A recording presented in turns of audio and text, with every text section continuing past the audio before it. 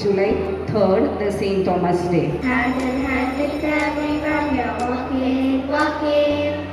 Love and fight and love together, walking, walking. The speck in your neighbor's eye, but not notice the log in your own eye. Or how can you say to a neighbor, July ആദ്യവാരത്തിൽ നാം ഭാരതത്തിന്റെ അപ്പസ്തോലനും നമ്മുടെ വിശ്വാസത്തിന്റെ പിതാവുമായ വിശുദ്ധ Thomas ലിയോയുടെ തിരുനാൾ ആഘോഷിക്കുകയാണ്.